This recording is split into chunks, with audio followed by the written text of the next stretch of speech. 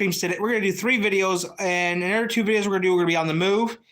Yes, I will be going live for lunch today, and that's about all I can really say. So there's 3 videos we're going to react to. I have not seen this video yet, so here we go.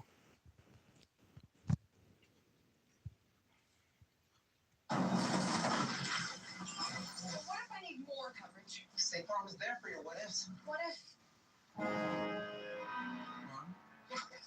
Like a good neighbor, State Farm is there. See Disney's on. I'm not going to see that movie because I'm getting tired of these remakes.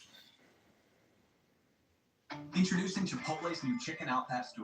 Okay, that would be different though. If they made a remake of Elemental or Cars, then yeah, I would see that, but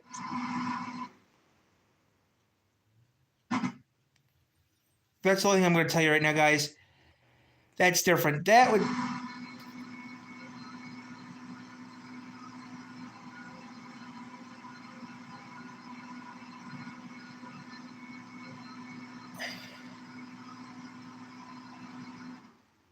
Okay, I'm going to start this video over again, guys, because I was turning off the subtitles. I was watching a video earlier in Japanese, so I kind of had the subtitles on so I could read it. Water. Middle. Hot! The Robin's gonna blow. No, please tell me the Robin didn't blow up. Wait, I'm gonna rewind that real quick. I've not seen this video yet. Water, normal. There goes the cops. Water getting hot. Fuel, full. Water getting hot. Water hot. High. So normally they went to high. Oh, crap.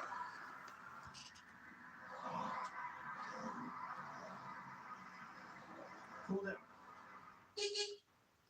My Robin runs hot. It has the entire time I've owned it. As I understand it, Reliant cooling gauges, in direct opposition to their name, are unreliable. However, I'm going to choose to believe this one because when it says the engine is hot, it behaves a little bit differently. My first reaction to the problem of this car runs too hot was drop the engine, take it completely apart, replace all of the seals, replace any parts that are worn and need replacing, and basically rebuild the entire engine. But that first reaction is called scope creep, and it's why all of my projects are unfinished. So just this once, I'm going to tackle the problem at hand, and only the problem at hand. I swear. So why is it overheating? I don't know.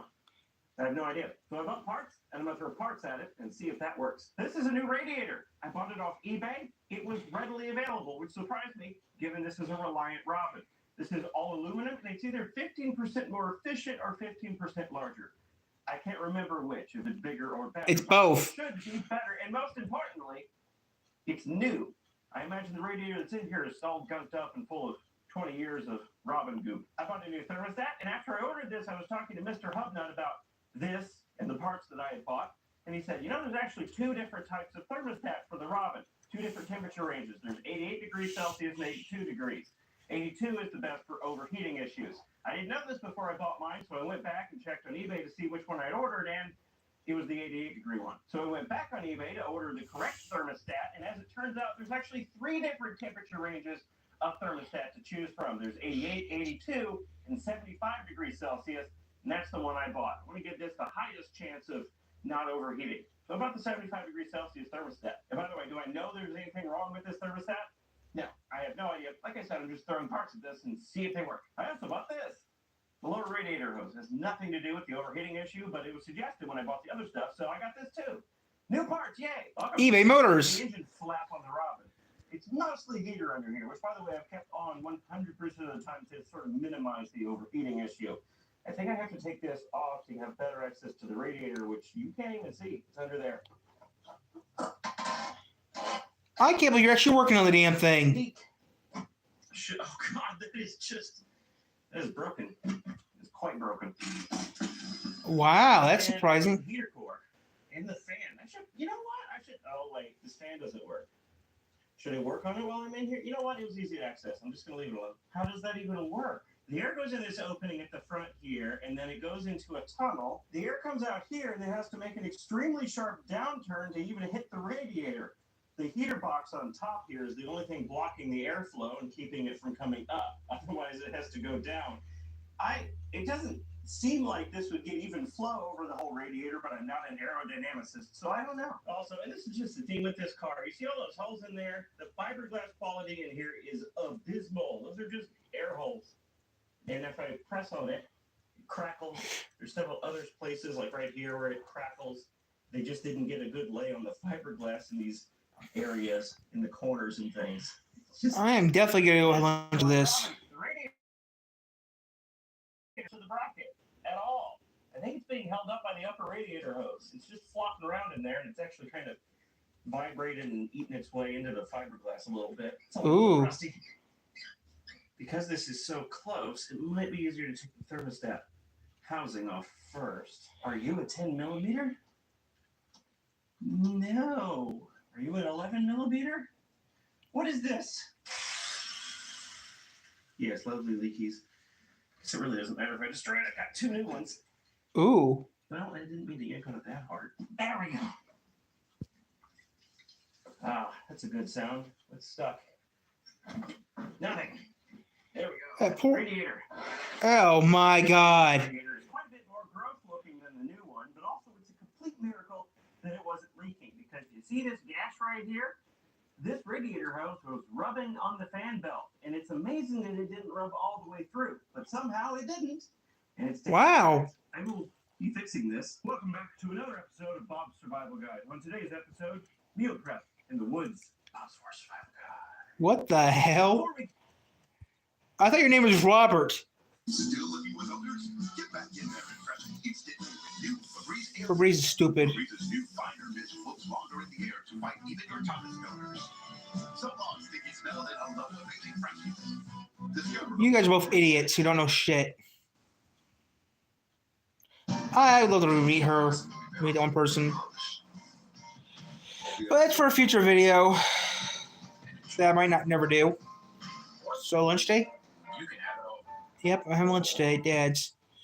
I was gonna think about it, but nah, I'm just gonna have lunch at Dad's and have something I'm Before gonna we do. can think about our food, first we have to gather 3 forest-found materials to build a cooker for our food. Those materials are a bundle of leaves, 10% dead, a single branchy twig, and a fresh, vine-ripened microwave. It's important you pick your microwave straight from the vine, as ones found on the forest floor will have leaked out most of their magnetrons. Gather these ingredients together and you have a ready-to-use leafy twiggy microwave. Now for the easy part, the food. Again, the forest provides. Head over to your nearest Factor Bush and pick a delicious vine-ripened meal. My local bush variety happened to be cream corn chicken. There are many different subspecies of Factor Bush to choose from. My What local the hell, man? Chef I'm already hungry and I already know what I'm gonna have for lunch today. and vegan to choose from. Once you've picked your fresh Factor meal from the bush, you'll want to remove its shell, pierce its protective outer membrane, and put it in your leafy twiggy microwave for 2 minutes. No, because I'm not an If you idiot. happen to be one of the unfortunate souls that lives in a climate inhospitable to Factor bushes, there is a company that can help you out. Factor75.com. Go there, use code AgingWheels50 at checkout to get 50% off your order, and you can order a fresh Factor meal picked straight from the vine and delivered to your door in a refrigerated box, so you don't have to do the hunting and gathering. My Factor's ready. You can have someone else do it for you and deliver it straight to your door. Whether you're lucky enough to have UPS or a Factor FedEx. nearby, or you have to have them delivered to your door, Factor is always incredibly delicious. Nature is amazing. And if you're extra lucky, you might even find a Factor smoothie stream. You can also have those delivered to your door. That concludes this episode of Bob's Forest Survival. Your name is Robert, not Bob. And always remember, Factor75.com and use code AgingWheels50 at checkout for 50% off your first box. Thanks to Factor for sponsoring this video. Aside from being newer, prettier, and more aluminum-y, this one is also slightly different. The spigot on the bottom comes straight out on this one, and this one comes up at an angle, which is incompatible with my lower radiator hose. It's not a big deal, I can just cut this end off, but apparently there were some slightly different designs, because this was obviously made to go, but this is not. The new radiator has these little mounting tabs on the side to hold it in place. The old radiator doesn't have these, so you might wonder, how was it being held in place? It wasn't being held in place by anything other than the radiator hose's hopes and dreams. Nothing was holding it in place. It was floating in there, which made it really easy to take out, but is a problem. Okay, I think I may have figured out why there was nothing holding the radiator in place. There is one bracket for the radiator, and right there, hold on, get the lighting right. There's the second one. They're completely stuck in place. I cannot, here's the bolts down here. I have been at this one single bolt on the right there for an hour, and I cannot get it out. It is completely stuck in place. This wouldn't be a big deal, but those brackets do not mesh with the radiator. The mounting holes are in the wrong place, and if I were to put the radiator where the mounting brackets are, the radiator would be in the fan. In short, the radiator and the brackets are completely incompatible. I need to take them out, but I can't remove them. So, all right, I've decided what I'm going to do. To the side of this aluminum radiator, I've now got this aluminum angle, and I'm just going to screw this directly to the fiberglass inside there. Just forget about the brackets that are already in the Robin. But unfortunately, they're in the way, so I can't just forget about them. First, I have to cut them out. Ooh, saw time. Angle grinder? Will this fit? Nope. I have to use the air saw. Will this fit in here? There, saw a little thing. Fail one? Got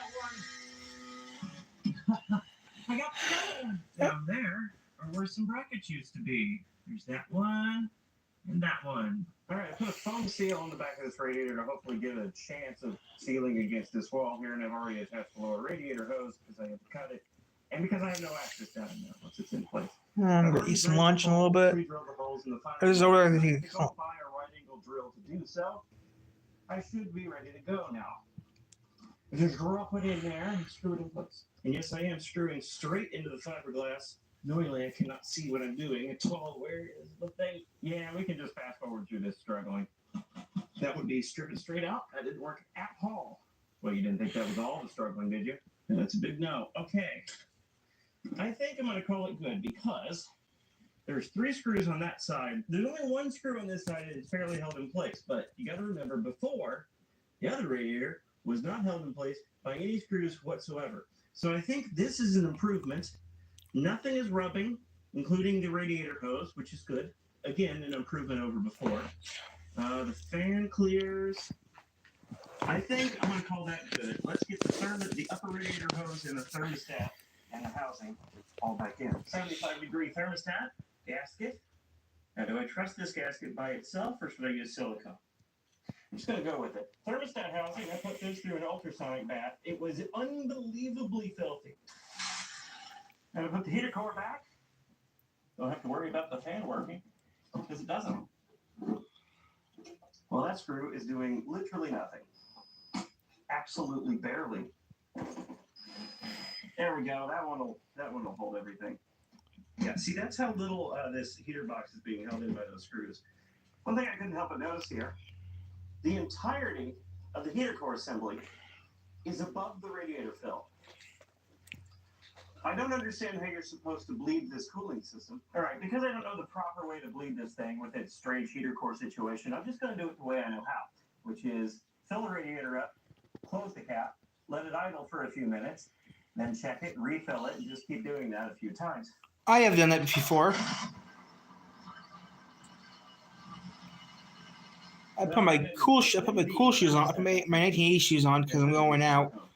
My birthday, so I'm putting my 1980 shoes on right now for fun. So I replaced it with RTV gasket maker, which called for a full 24 hours to cure. So I gave it a full 24 hours to cure, which means that now I am absolutely out of time. The video has to be finished today. So if it needs cooling at this point, the video is just going to end abruptly with no conclusion.